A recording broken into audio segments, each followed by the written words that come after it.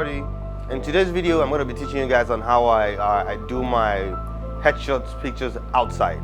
I'll explain to you my lighting diagram, my lighting setup, camera settings, and everything that has to do with the outdoor shoots. I'm here in the beautiful city of Ilorin, Kwara State, Nigeria.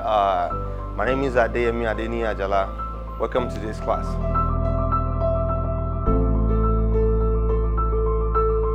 In today's class, I'm going to be doing a portrait headshot for a male friend of mine. I'm using a two-light approach setup. Basically, one light is my key light, the other light is my fill light. This kind of headshot is what they refer to as a cinematic headshot.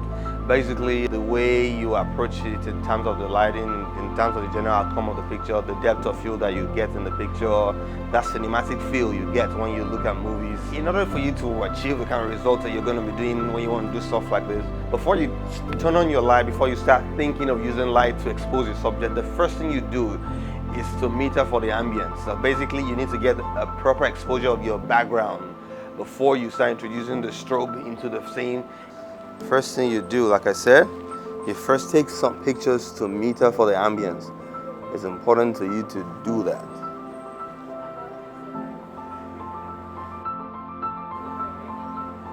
When you're done exposing for your background, that's when you need to introduce your key lights. Your key light, usually the key light comes at a 45-degree angle to the model, and it's not directly like facing the model. It comes feathered slightly off the model's face. The reason why you don't want that hot spots in the center of the model's face, you just want that light to feather off the model's face. You have that soft, beautiful light approaching, hitting your subject, and then you do the opposite directions where you're going to be having your key light too.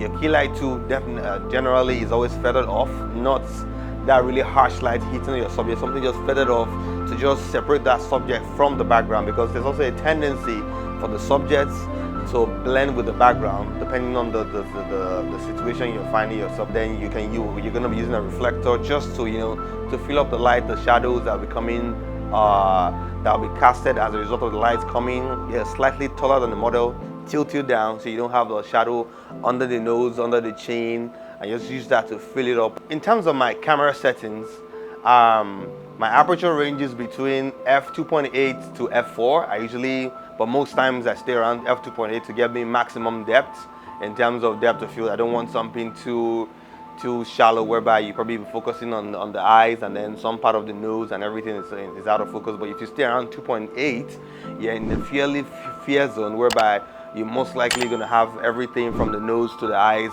properly sharp for what you want to do. And then in terms of to achieve maximum depth, again, you need to also factor subject to background distance. So you often look for places whereby the distance between your model and the background is a lot, which gives you more room for depth of field. As we know, three things are responsible for depth of field: your choice of lens, your choice of aperture, and your subject to background distance. If you can incorporate these three elements into your picture, then you're going to be having absolutely fantastic depth of field. That bokeh at the back will be beautiful, well put together and stuff. So basically that's what we're working with. So I think in a zone that I'm comfortable with. I'm currently on ISO 320, 1/600 of 1/1/60th of a second. Then I have my camera is on my aperture is on f2.0, and I think I'm comfortable with that. So I need to turn on my strobes now. So the first thing I want to work on is my key lights. I need to get it to a point where I think I'm satisfied. So let me take a test shot.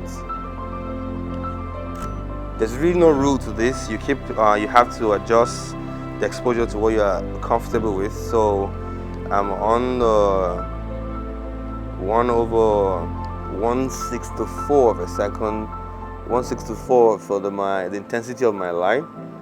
So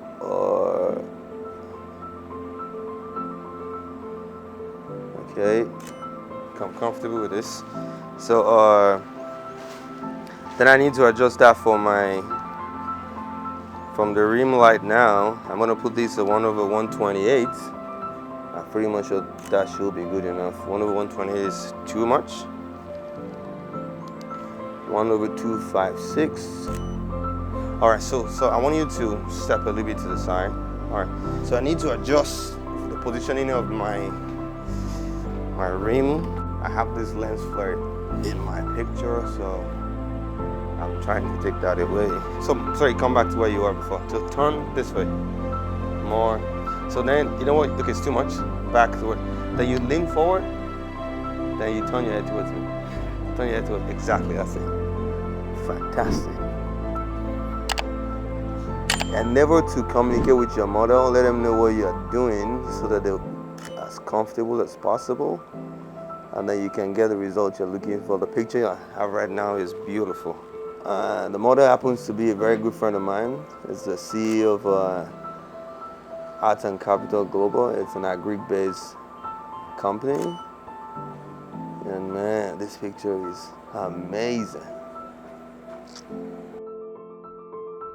For a fun fact, for stuff like this, once you get everything done the right way, I think the rest is just, it would just be like a piece of cake actually. The golden hour I was really expecting to get really come out. I lost a bit of the golden effect I wanted, but there's this really rich blue that you get at night as well. And it's always very cold at night, and you have the very cold bluish, the sky is always very blue. All right, so basically, I think I'm done. The rest is just for me to take this to the computer and then create something amazing. Pictures are really nice. So, mademoiselle. So, you can take and scroll. Yeah. So just click on this to scroll. What do you think the same background? Oh, okay.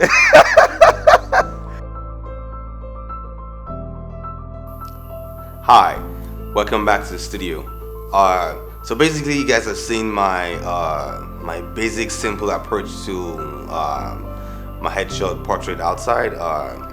Well, I did the video we just saw was shot, towards the sun setting. It was around 6 thereabouts. I'll definitely upload and do another tutorial on me doing the same kind of setup, the same kind of shoots under a bright sunny day or an overcast day, basically for you to understand how to maneuver and deal with any lighting condition that you find yourself. The tools that I worked with, I used the Sony a7 R3, and I had the Canon 135 2.0 lens. I had two Godox 8200 Pro lights. Pretty much something simple to do all I needed to do, and but basically I wanted to just bust the myth that, or the fear a lot of people have when it comes to working with strobe outdoors. A lot of people don't know how to balance and mix both, but here I've been able to explain to you the fact that the first thing you need to do when it comes to using strobe outdoor is to meter for the ambience, to get the ambience lighting in a condition that you like, that suits whatever you want to do. Then before you start introducing your strobes, most people make the mistake of turning on the strobes immediately and then start firing and start shooting, and then start dialing things. It's a bit confusing. You need to know what each light is doing in your scene, what the ambience is doing in the scene, what the key light is doing in the scene, and then what the rim lights will also be doing in the scene. By the time when you can tell what each and every one of those lighting conditions are doing for your setup for the scene, then you can determine whether you want to tweak this one up, you want to reduce this or increase that one. Now that you're seeing the pictures on the screen as I was taking pictures, you can tell how amazing the photo shoot looked already, and we'll have very little thing to do in post-production. Maybe just remove some blemishes on the face of the model, do a little bit of color grading, and then everything is all wrapped up and done. As a photographer, I've always believed in the fact that try to get everything done in camera before you go to do post-production. It saves you time, and it's just effortless, because sometimes it can be very, very stressful having spent hours shooting, then you have to now spend donkey hours again on the computer to edit and stuff. But if you can get things done on set, make sure that okay, fine, the framing, the cropping, everything is right, the lighting is fine, fantastic already, then the rest is history. So thank you so much for subscribing to our trainings. We believe we've been able to, inspire and help you with the problems you're facing in your photography career and journey.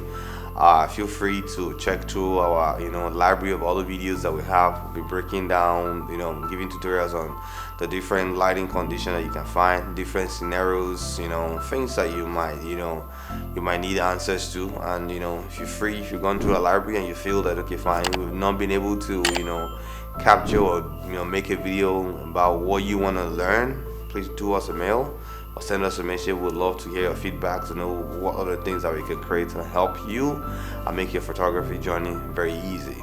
Hi, once again, my name is Adeyemi Adeni Ajala, the creative director of Yemi Ajala Studios. Thank you.